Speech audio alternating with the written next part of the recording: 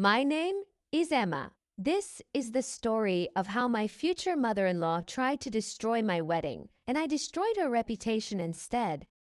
2 minutes before I was supposed to walk down the aisle, Patricia walked up to me with a glass of red wine. She looked me in the eyes.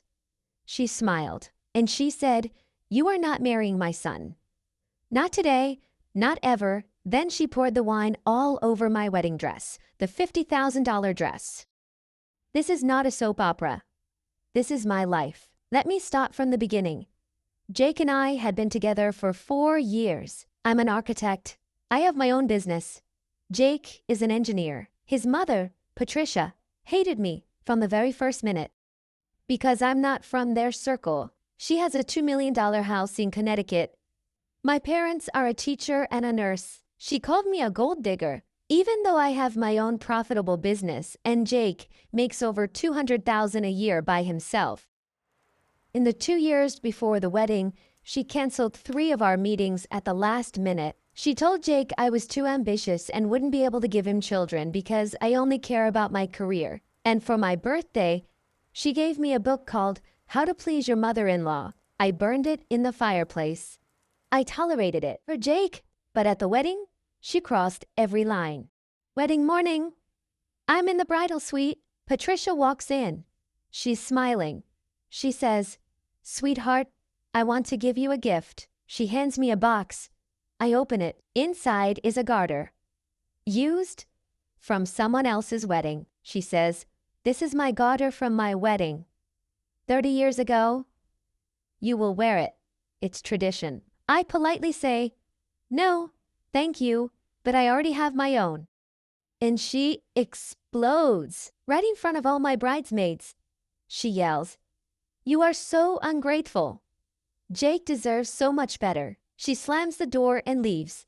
I decide not to react. Big mistake. 10 minutes before the ceremony, I'm standing in the hallway with my father.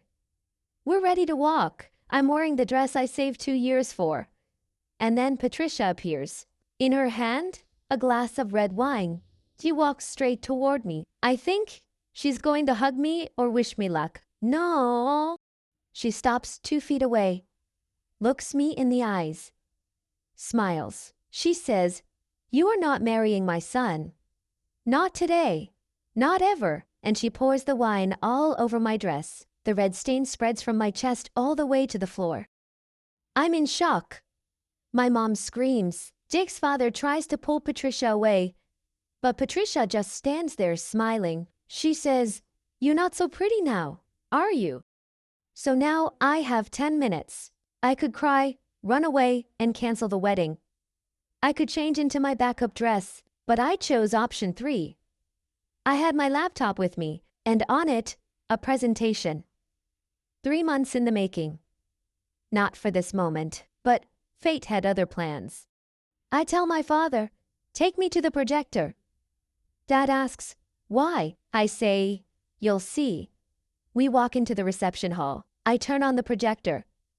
The first slide appears on the screen. The title, "Why Patricia Doesn't Want Emma to Marry Jake, the Real Reasons." Slide 2, a screenshot of a text message to her best friend. I found it on Jake's phone. It says, "If Jake marries Emma, I'm cutting him out of the will. I'm leaving the Connecticut house to my nephew." Slide 3.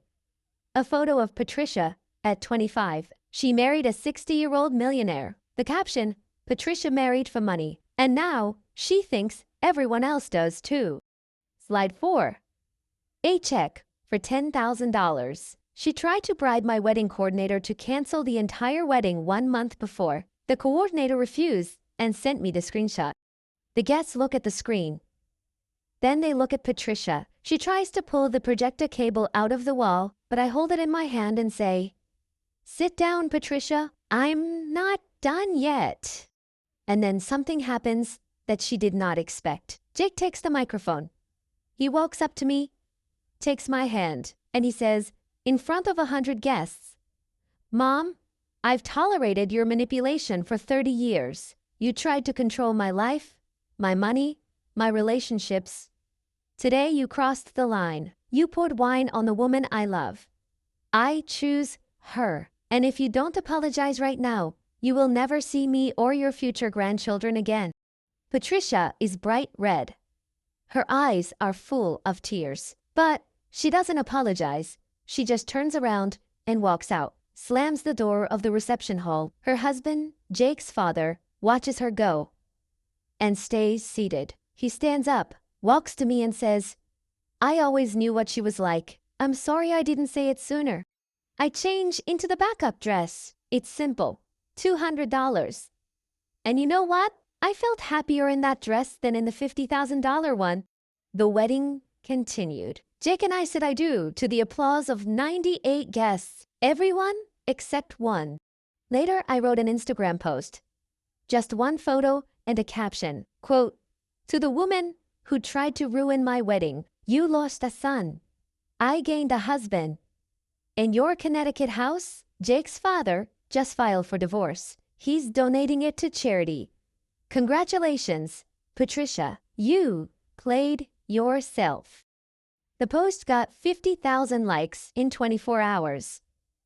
Patricia deleted all her social media. Jake and his father are rebuilding their relationship. They hadn't talked properly in 10 years. And Jake and I bought a house 3 states away from her. We invited everyone to the housewarming, everyone except her. Now, a question for you. If your mother-in-law poured wine on your wedding dress, would you forgive her? Or would you do the same thing I did? Write it in the comments. I'll read the best ones in the next video. Subscribe so you don't miss it. This is Emma. Bye.